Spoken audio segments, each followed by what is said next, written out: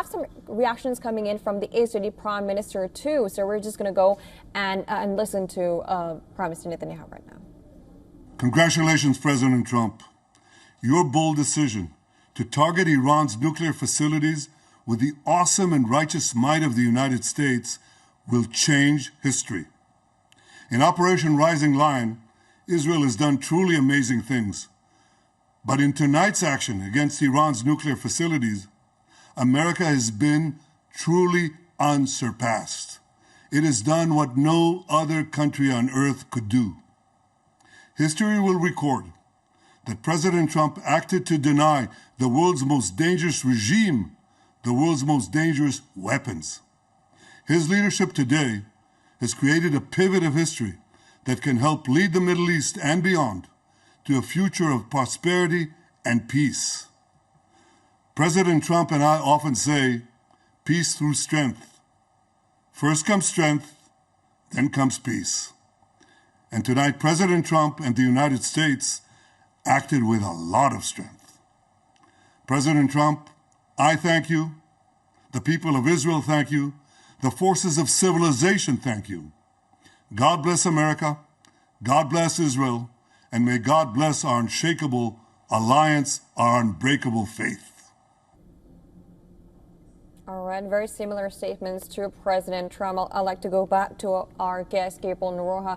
I was just talking to Susan about, the body language that President Trump had when he was making that statement. We'll come to the statement from Netanyahu, but of course, I wanted also to discuss this whole point with you. Trump is a president who said he doesn't want to look at war.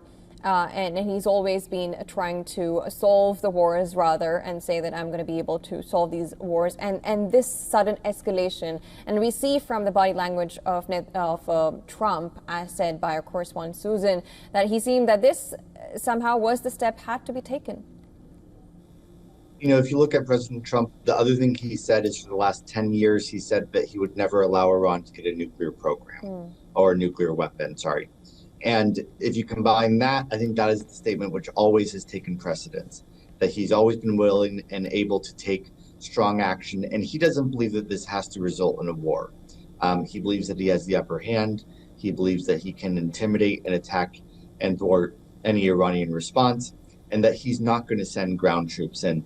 He's not going to get into a prolonged air campaign here. And he believes that he can wrap this up fairly shortly because Iran won't have another alternative except to surrender or back down.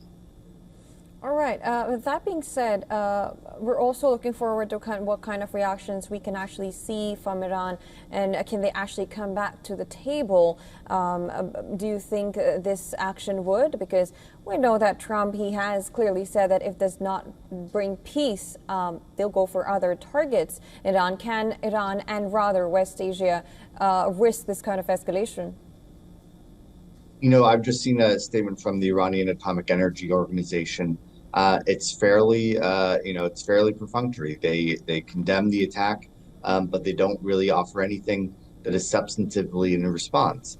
And that's because the Iranian government can't do all that much in response. As we were just talking about, they have a number of kinetic options that they can take. They have a number of missiles that they'll send. But in terms of their nuclear program, they've been outmatched.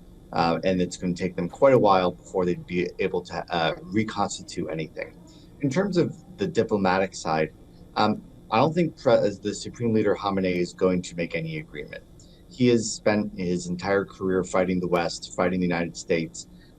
For him, any negotiation at this point would be tantamount to both tactical surrender, but also ideological, maybe even blasphemy, because it would be abandoning the entire ideological project that he and his predecessor, the first Ayatollah Khamenei, erected when they set up the Islamic Republic of Iran.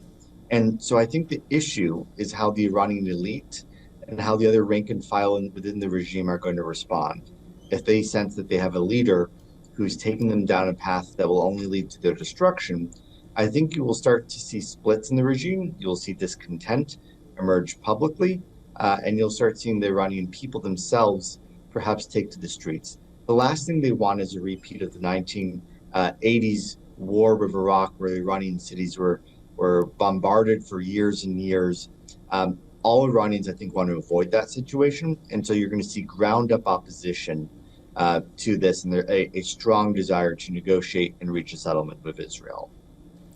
All right. Well, of course, we'll have to wait and see how Iran reacts to see if this is a greater escalation or not. But thank you so much, Mr. Gabriel Noronha, for joining on the broadcast and giving your insights. Thank you.